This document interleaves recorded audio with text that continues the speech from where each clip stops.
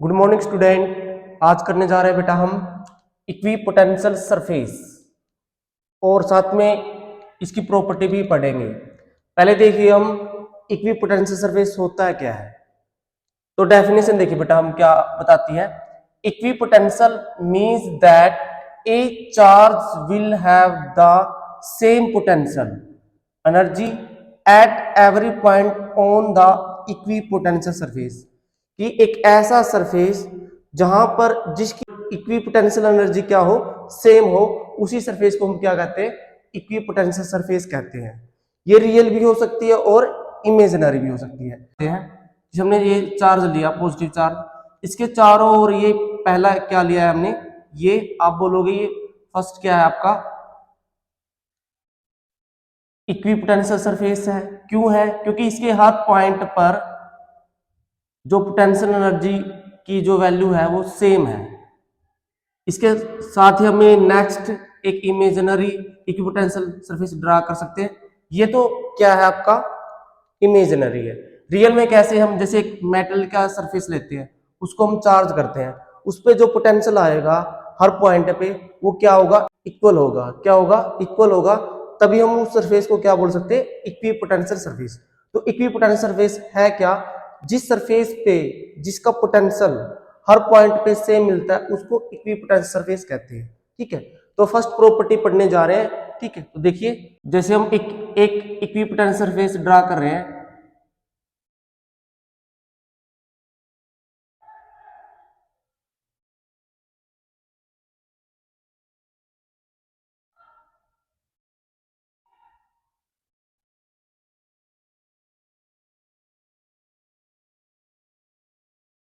Suppose करो ये हमने इक्विपोटेंशियल सरफेस लिया बेटा है। इसके अंदर क्या करते हैं हम ये शो करेंगे कि इसके अंदर जब हम चार्ज को ए टू बी मूव कराएंगे तो उसके अंदर जो वर्क होगा वो जीरो होगा। कैसे? देखिए ए चार्ज में हम सपोज करो 1 कूलम चार्ज लिया, उसको हम बी तक मूव करवा रहे हैं। ठीक है, जब हम चार्ज को ए टू बी मूव कराते हैं कैसा, तो उसको किस फॉर्म में लिखते हैं कि हमने चार्ज पे वर्क किया है। कहाँ किया है? हमने चार्ज को ए टू बी मूव करवाया है। चार्ज क्या हमारा 1 कूलम चार्ज है। ठीक है, तो जब मूव करवाते हैं तो किसके रूप में स्टोर हो जाता है, वो पोटेंशियल एनर्जी की रूप में स्टोर हो जाता है। तो पोटेंशियल एनर्जी को हम ये शो करते हैं। ठीक है, तो ये शो करते हैं। तो इसमें देखिए बेटा हमने सपोज करो कि ए टू बी तो मूव करवा लिया। अब हमें पता है इक्विपोटेंशियल सरफेस के अंदर जो पोटेंशियल होता है, यानी ए पोटेंशियल हो या बी पोटेंशियल हो, दोनों सेम है। दोनों सेम रहेंगे तो इस साइड क्या हो जाएगा, जीरो। जीरो होगा तो हम जो हमने ए टू बी वर्क किया है किस पे किया है, क्या वो चार्ज पे किया है या 1 कूलम चार्ज पे किया है, तो इधर मल्टीप्लाई में जाएगा तो हमारा जो वर्क है ए टू बी मूव कराने का वो क्या हो जाएगा, जीरो हो जाएगा। तो हम कह सकते हैं कि जो फर्स्ट प्रॉपर्टी है इसके अंदर जब हम इक्विपोटेंशियल सरफेस लेते हैं उसके अंदर चार्ज को ए टू बी मूव कराते हैं, वहां उसका वर्क क्या हो जाता है, जीरो हो जाता है।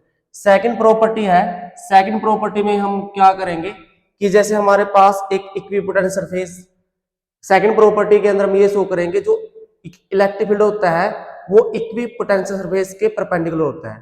ठीक है, तो हम पहले इक्विपोटेंशियल सरफेस ड्रा करते हैं।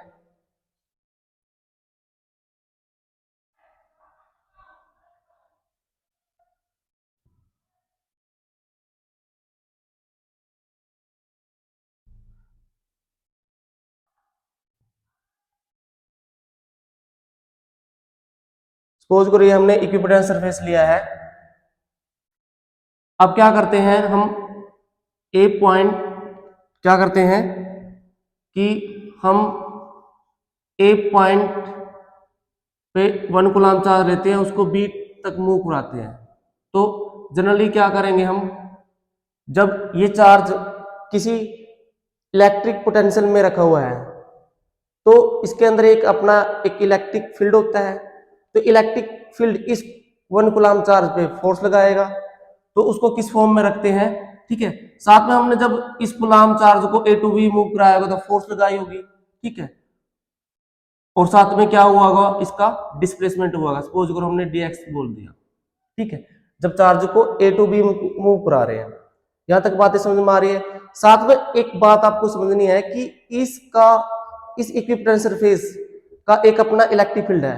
जब इस 1 कूलम्ब चार्ज को इसमें रखा जाएगा तो ये इलेक्ट्रिक फील्ड भी इस पे अपोजिट फोर्स लगाएगा, जिसको हम इस इक्वेशन से शो करते हैं। जिसे हमने पता है इलेक्ट्रिक फील्ड के अंदर फोर्स लगती है किस पे, चार्ज पे, ठीक है।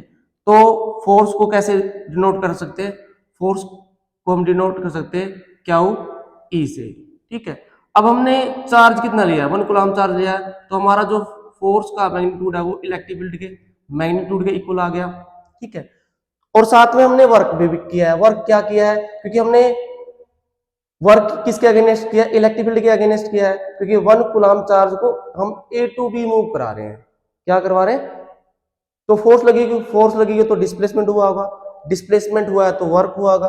वर्क कितना हुआ है, आप स्मॉल वर्क कह सकते हो, आप कह सकते हो कि फोर्स, ठीक, डॉट dx, और इस फॉर्म में कह सकते हो, साथ में ये भी लिख सकते हो, इसके बीच में जो थीटा होता है वो क्या होता है, कोस थीटा। तो ये हमारे पास इक्वेशन आ चुकी है। अब इस इक्वेशन को हम फोर्स के स्थान पर ई पुट कर सकते हैं, अभी पढ़ के आए थे हम, तो इसको हम ये लिख सकते हैं E D x cos theta. अभी मैंने पढ़ा था जब हम इक्विपोटेंशियल सरफेस लेते हैं उसके अंदर जो वर्क होता है वो जीरो होता है, तो इसका मतलब ये जीरो है, तो E D x cos theta, ये बात आ सकती है। इसका मतलब है इलेक्ट्रिक फील्ड जीरो है, इलेक्ट्रिक फील्ड तो जीरो नहीं है, डिस्प्लेसमेंट जीरो है, वो भी जीरो नहीं है, तो बचा क्या हमारे पास, कोस थीटा। क्या हमारे पास कोस थीटा जीरो है, और ये जो कोस थीटा है वो किसके बीच में, इलेक्ट्रिक फील्ड और डिस्प्लेसमेंट के बीच में है, ठीक है। तो यहां से हम थीटा निकाल सकते हैं, थीटा की वैल्यू क्या आएगी, हम ऐसे भी निकाल सकते हैं कि कोस जीरो किस पे होता है, 90 पे, तो यहां से कटा तो थीटा क्या आ गया, 90। तो इसका मतलब ये है कि जो इलेक्ट्रिक फील्ड है वह किसके परपेंडिकुलर है, इक्विपोटेंशियल सरफेस के। ये दो प्रॉपर्टी हमने पढ़ ली, आगे प्रॉपर्टी पढ़ते हैं। देखिए थर्ड प्रॉपर्टी के अंदर, देखिए थर्ड प्रॉपर्टी में आपने क्या करना है कि जैसे हम, ये भी पॉजिटिव चार्ज है, ये भी पॉजिटिव चार्ज है, और जो हमने ये दिखा रखी है ये क्या है, इसके चारों ओर इक्विपोटेंशियल सरफेस है, ठीक है।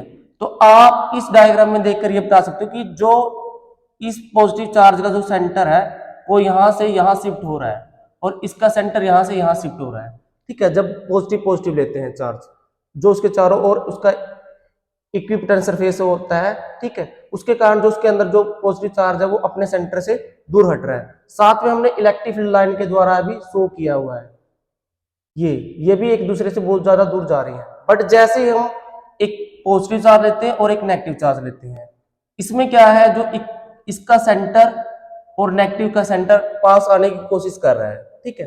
साथ में हमने इलेक्ट्रिक फील्ड लाइन के द्वारा भी दिखाया है कि ये पॉजिटिव से नेगेटिव की तरफ जा रही हैं, तो ये थर्ड प्रॉपर्टी है। जो फोर्थ प्रॉपर्टी है उसके अंदर देखिए, जैसे हम यूनिफॉर्म इलेक्ट्रिक फील्ड ले रहे हैं, ये यूनिफॉर्म इलेक्ट्रिक फील्ड है जो हमने ये दिखा रखा है, ठीक है, ये यूनिफॉर्म इलेक्ट्रिक फील्ड है, और ये क्या है हमारा, ये इक्विपोटेंशियल सरफेस है। जब हम यूनिफॉर्म इलेक्ट्रिक फील्ड लेते हैं तो उनके बीच में ये दोनों क्या है, हमारे पास इक्विपोटेंशियल सरफेस है, ठीक है, ये और ये, ठीक है। तो इनके बीच में जो डिस्टेंस रहेगी वो क्या रहेगी, सेम रहेगी, ठीक है। ये फोर्थ प्रॉपर्टी है। फिफ्थ प्रॉपर्टी में क्या है, जब हमारा इलेक्ट्रिक फील्ड ही क्या है, नॉन यूनिफॉर्म हो जाए, क्या हो जाए, नॉन यूनिफॉर्म हो जाए, तो जो हमारे इक्विपोटेंशियल सरफेस है, एक ये, इनके बीच में जो डिस्टेंस है वो भी डिक्रीज हो जाएगी। तो इस तरह से हम इक्विपोटेंशियल सरफेस और उसकी प्रॉपर्टी को आसानी से डिफाइन कर सकते हैं। आशा करते हो आपको वीडियो पसंद आएगी।